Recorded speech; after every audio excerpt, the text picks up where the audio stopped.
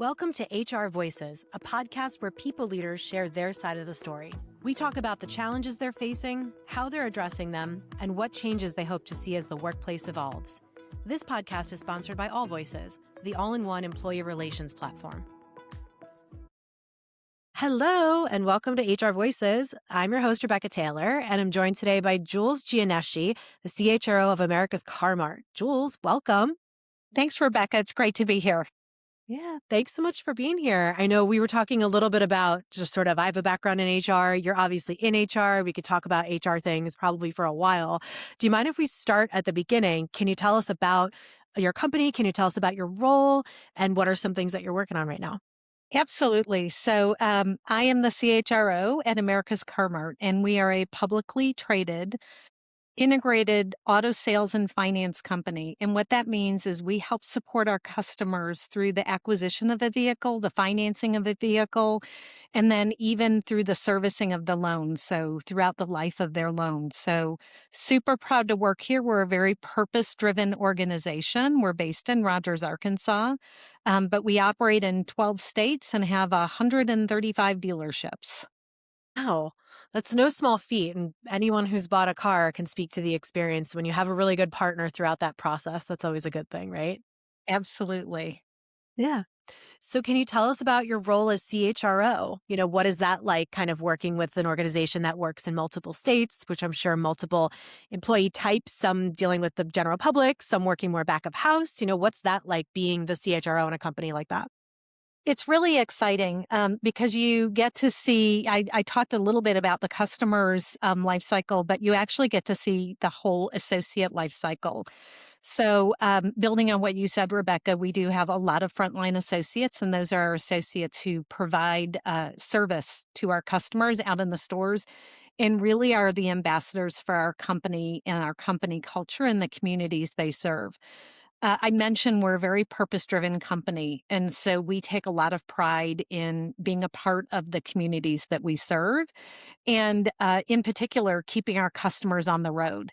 And then that doesn't happen, so our dealerships need support, and we do have a small corporate team that is based in Rogers, Arkansas. That's where our corporate office is. And that team provides all of the enabling support to make sure that our dealerships can do what they do best, which is to keep our customers on the road. Very nice. And so when you're looking at, sort of managing so many different types of individual employees and creating work situations that make them thrive, make them successful, what are some of the challenges that come along with that? I think there's a lot going on in the economy right now that can make it challenging to just be an employer, not just here, but anywhere. So I was reading a study last week, and it was talking about the number of individuals who actually rely on a second income.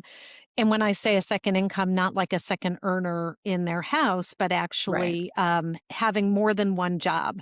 Yeah. And I just find that fascinating. I think back to when I was early in my career and both in college and coming out of college, there was never a time that I didn't have two or sometimes three jobs. And sometimes that was by design, meaning that I needed to cover a certain bill or whatever coming out of college, having student loans. But later in life, those were more choices because I had personal passions and I had professional endeavors, and sometimes those things weren't always in the same space. So when you read a study and it talks about individuals having dual income or not having dual incomes, having more than one income, I just think it's fascinating. And there's a percentage of those people that it's economically driven, but more and more it's being driven because people both want to have stability, meaning they want to have a 9 to 5 or a job that they show up with that provides them with benefits or maybe a great place to work and great people to work with. But sometimes they have this intrinsic need to pursue something outside of that. So whether that's somebody who's running a photography studio on the weekend or someone who just enjoys meeting people, and so they're doing Uber or Lyft because they're looking to expand, maybe their social circle. I think it's so fascinating to just kind of see where the world of work is at today. Yeah. And it is interesting because there certainly is a rise of folks that have, a second job or a side hustle, as sometimes they call it. Yeah. And, to your point, it is, I think, a reflection of, in some ways, it might be a reflection of economic times now, but it's also kind of been a pretty common practice for some folks for different reasons, right? Sometimes you might have a second or third job for a period of time because you're paying down a home repair loan or Yeah. trying to buy a Yeah. car, right? um, Exactly. and then it kind of, it sort of gives you the ability to be a little bit more flexible while still having that stability of your central job or your main job, if you can have that. Right, right. And some people, I think it's also interesting. I think coming out of the pandemic, there were a lot of people who focused on their mental health. And so Hmm. I think you also see a lot of non traditional individuals who might be in that second bucket, and they might have, like, say, a rental property or something else. And what they're trying to do is accelerate towards retirement. And so that's one of the things as an employer, we focus a lot on whole health wellness. Mm, And we spend a lot of time, helping our associates understand not just their physical wellness and making sure that they have access to good healthcare benefits, but actually mental wellness and making sure that they understand what good work life balance looks like. And mm, also financial wellness and making sure that they understand how to manage their finances and how to set a plan and how to work towards something and achieve that, right? So that's really what you want to be able to do, is to meet people where they're at. And so, when you think about all of those things going on, either in the economy or in the workplace, that's something where I think as an employer, we're able to offer this just great opportunity, where we're very focused on, we have a lot of stability in our workforce and we have a lot of stability in our schedule, in terms of how we serve the public and when we're available to serve. And that allows people the flexibility that if they're wanting to pursue a passion on the side, that, sometimes that provides them the opportunity to do that. mm. That is kind of nice to kind of hear you embracing that kind of concept, or just not just you, but you as an organization, right? Embracing that concept. Cause, sometimes it's hard to, like you mentioned, sometimes it's like you're trying to increase your income for different reasons and for different things. And just kind of hearing and knowing that there's flexibility so you can find that in other ways. And that's not a secret you have to keep from your company. Like that's sort of the key that I'm hearing. That's really cool. Cause I speak to a lot of HR folks that have been dealing with people working two full-time jobs at Mm, once. yeah, And, that I think is it's different than what you're talking about, but yeah. it still is, there still is, because of this, there's sometimes more secrecy from employees around their honesty of what they're, comfortable sharing with their company about what they do in their free time and whatnot. So just the fact that you created an environment where, you sort of can, from what I'm hearing, it sounds normal, that it sounds expected, and that it's okay to have other endeavors is nice. It's not like everything for the company all the time. And then you're gonna get loyalty that way, right? I was just going to say, so, Yeah. it's a great talent retention strategy when people Yeah. feel like, hey, I can come in and I can have stability and I have this place to work and I have people that I enjoy working with. But if I have a personal pursuit or passion, like, that's okay too. So, speaking for myself, my undergraduate degree was in fine arts. And so I never thought that I would end up in corporate or more retail. I just always thought I was going to end up in theater doing something else. And the Olympics is going on right now. And Yeah. so whenever you get asked, like, hey, if you weren't doing what you do now, what would you be doing? And my answer is always the same: I'd be designing costumes for Cirque du Soleil. The reality is that's not really practical, Right. and I couldn't make a living that way. And so, having been through different periods of your own life where you go, gosh, I both wanted to have stability, but I also wanted to have flexibility in order to pursue things that matter to me as an individual. Mm. Yeah, I think that's really interesting because it's almost like normalizing the idea that people are whole people and that we have interests outside of, maybe the things that might pay some of the bills, and normalizing that is okay. And I think encouraged and good because, like you said, it's a great retention tactic. Allowing people to show up as they are, Mhm.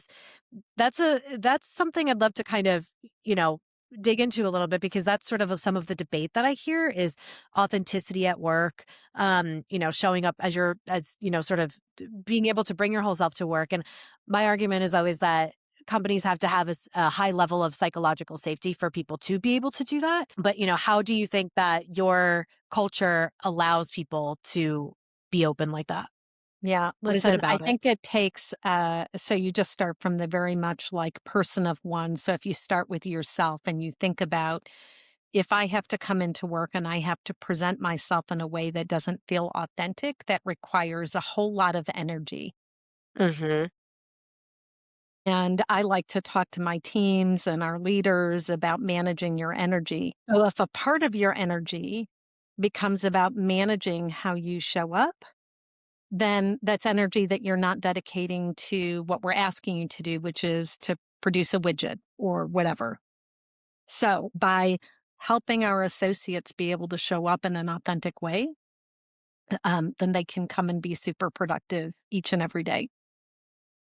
When I joined the business about 4 years ago, sat down and talked with a lot of our associates about what they enjoyed working with the company. And I looked at a lot of data, and I think data is really important. And we have this great culture. I call it the boomerang effect, where we have people who are with us for a period of time, and maybe it's like their first job and they're growing. And then they get to a point and they say, "Hey, I want something different," and they leave us. And our percentage of returners is really high.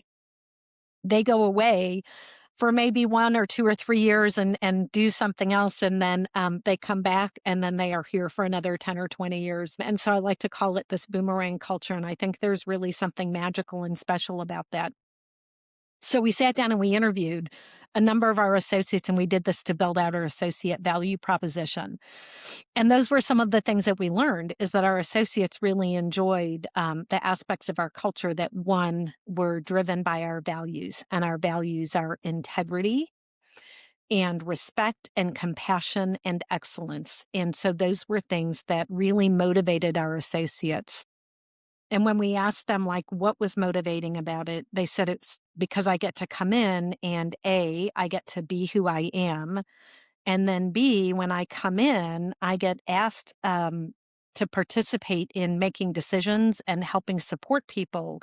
And so I get some level of ability to like bring my energy in and help solve problems, help keep customers in their car, help them navigate a difficult time, or, help that person find their first car and see the like absolute excitement, when they're, getting ready to drive away. And the customer that is our primary customer is a customer that maybe doesn't get those chances in other places. And so we take a lot of pride in making sure that our customers get great service and great treatment when other companies might tell them that they're not creditworthy. Yeah. So I'm loving what you're saying because there's a very, very clear connection to mission, vision, values, like you mentioned. When you have employees that are so aligned with that and where your mission and vision can be stated so simply, right? And I mean that as a compliment, like we're keeping people on the road. That's something that if you're an employee and you're trying to figure out your place in that, there can be a clear kind of Right. connection to your different role, right? Exactly.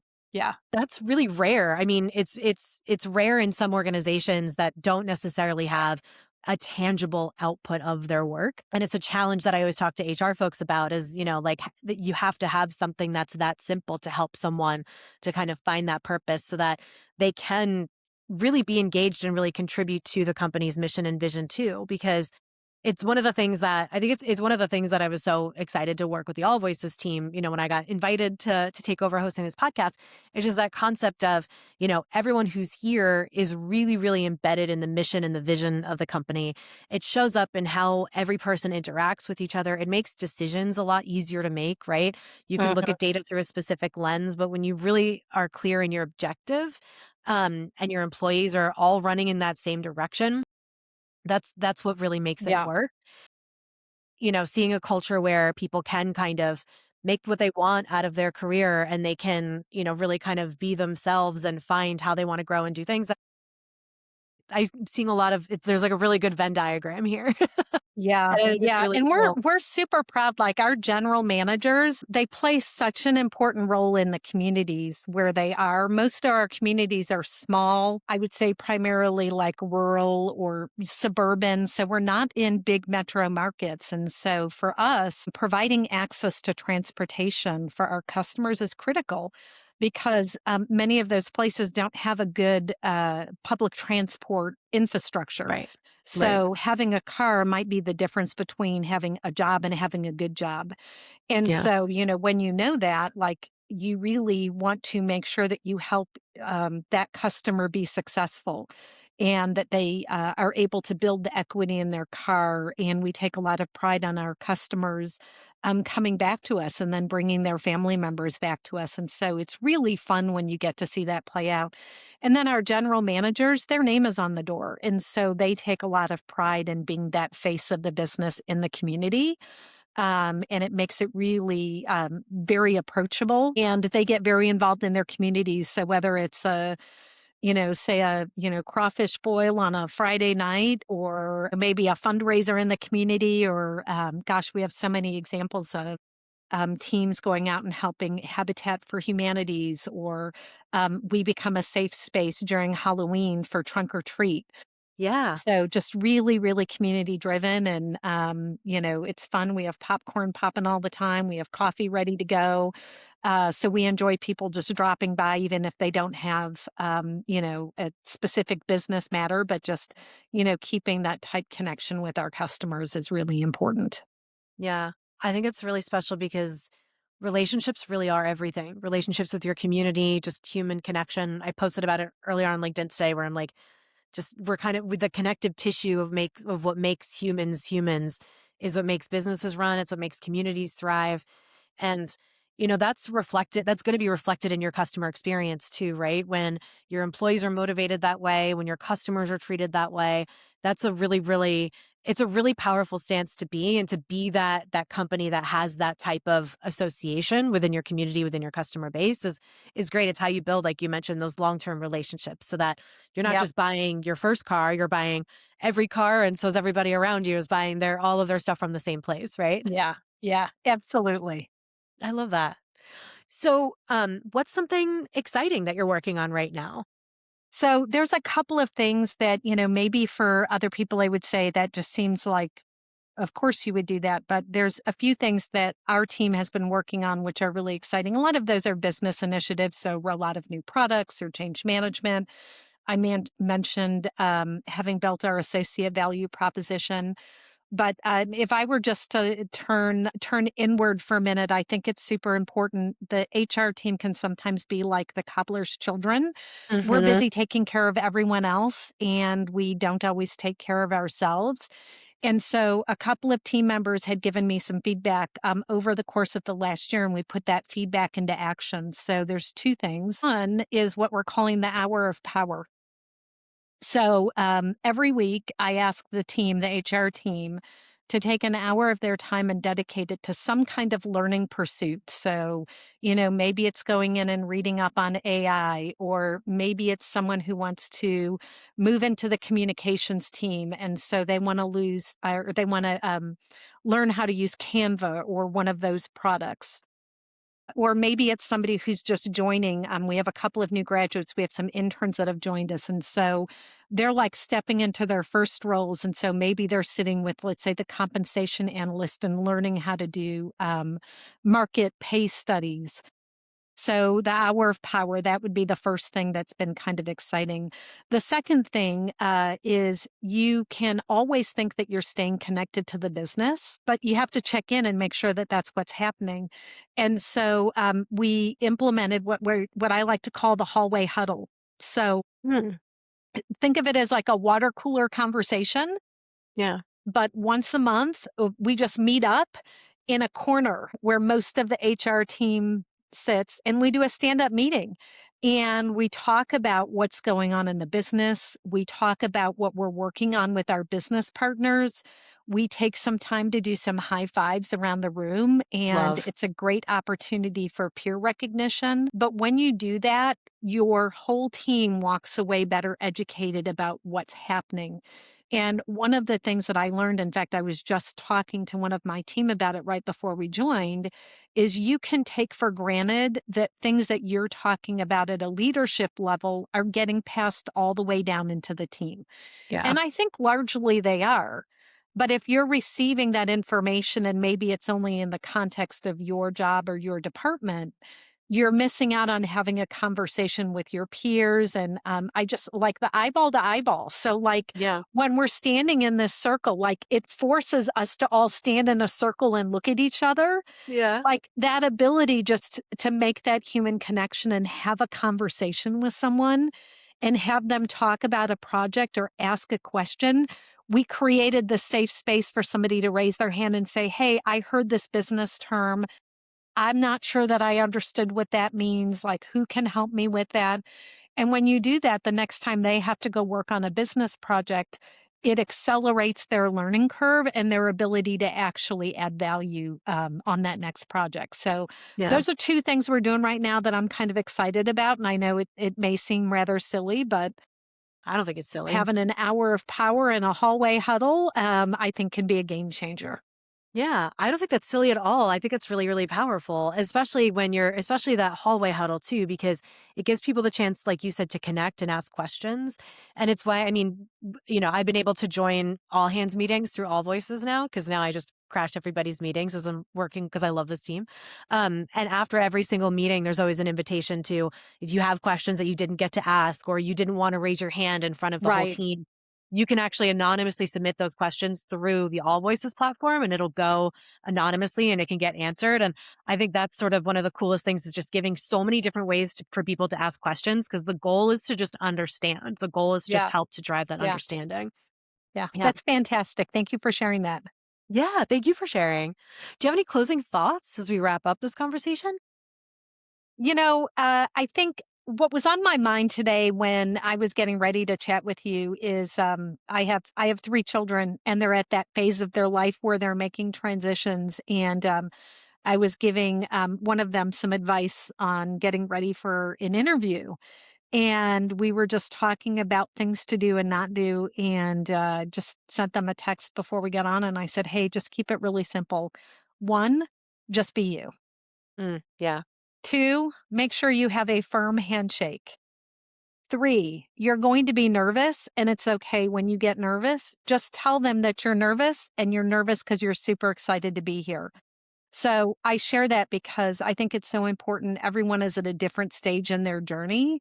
But ultimately, everyone has been somewhere and everyone is going somewhere. And so I think, as HR practitioners or people in that space, the more that we can share and just keep those things real is really important.